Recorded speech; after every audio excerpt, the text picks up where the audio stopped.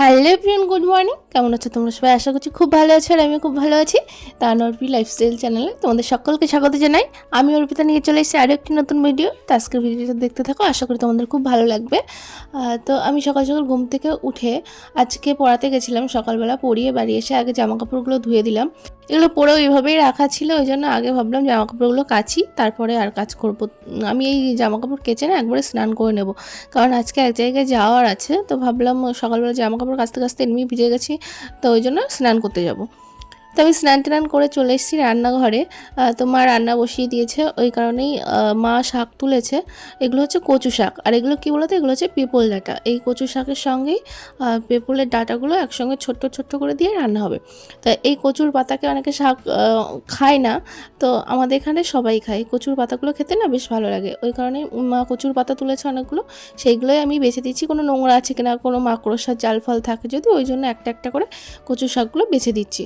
তারপরে এই কচু শাকগুলো বাছা হয়ে গেলে তারপরে ধোয়া হবে, ধুয়ে তারপরে কেটে নেওয়া হবে।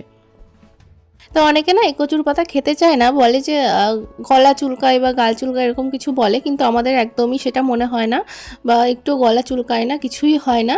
তো আমরা তো খাই। আর তোমরা কে কে খাও প্লিজ কমেন্ট করে জানিও, আমার তো বেশ ভালো লাগে। আর যদি কেউ খেয়ে থাকো প্লিজ জানিও আমাকে।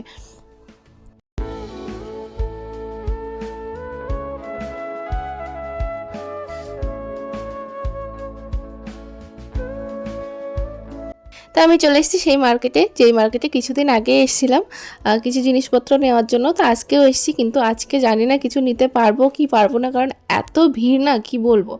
তো দেখো সামনে এত পরিমাণে ভিড়, কারণ সামনেই পয়লা বৈশাখ আর চৈত্র সেল চলছে।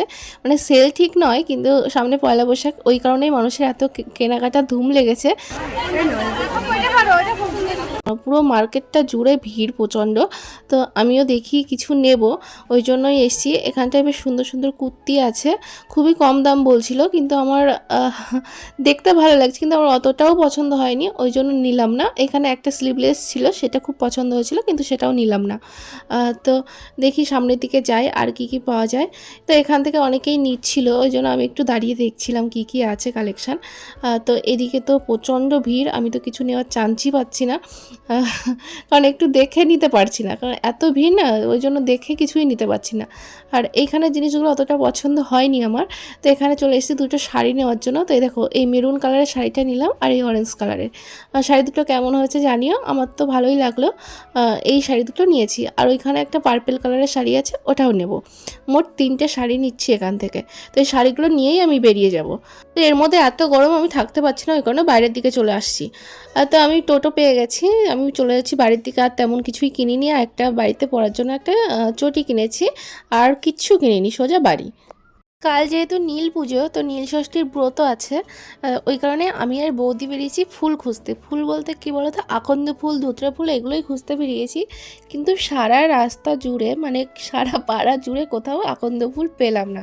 তো দেখি সামনের দিকে যাই পাই কিনা। তো একটা জিনিস দেখবে, এই দেখো আমার পিছনে দেখো, দুজন ছাদের উপরে বসে আছে, দেখতে পাচ্ছ? এই খোঁজো খোঁজো খোঁজো, আছে কিনা। এখানে ন্যাড়া ন্যাড়া মুন্ডু করে নিয়ে গেছে, টাক টুক যা আছে তাই নাও। ওই যে টাক মতো নিয়ে। তো আমরা এখানে কয়েকটা দুধটো গাছ পেয়েছি, কিন্তু ফুল পাচ্ছি না, ফলও পাচ্ছি না, কারণ কি বলো তো, সব কিছু একদম তুলে নিয়ে গেছে। তো বৌদি খুঁজে খুঁজে এইটুকু এইটুকু, মানে এত ছোট ছোট ফল পেয়েছে। তো বৌদি বলছি এগুলোতে হবে, আমি বলছি যা পেয়েছি সেটাই নাও। তো যেহেতু সবাই তুলে নিয়ে গেছে, জানো না, সারা গাছ জুড়ে একটা ফুল নেই, ফল নেই, কিচ্ছু নেই। তো আমি ভাবছি যা পেয়েছি সেটাই অনেক, তাই নয় কি? তো ওই জন্য বৌদি ছোট্ট ছোট্ট যা পেয়েছে ওগুলোই তুলে নিচ্ছে। জানো তো, আগেরবারও এখানেই এসেছিলাম এই ধুতরো ফুল নিতে, কিন্তু আগেরবার অনেক ফুল পেয়েছিলাম, কেন জানি না এবার একটাও পেলাম না। তো একদম ছোট ছোট কয়েকটা কুড়ি পেয়েছি। তো বৌদি ওই সাইডে বলছে কয়েকটা ফুল পাওয়া গেছে, মানে ফুল বলতে কুড়ি, ছোট্ট ছোট্ট, তো সেগুলোই নিচ্ছে। আর আমি একটা ফুল পেয়েছি, দেখো অনেক কপালের জোরে একটা ফুল আমি পেয়ে গেছি।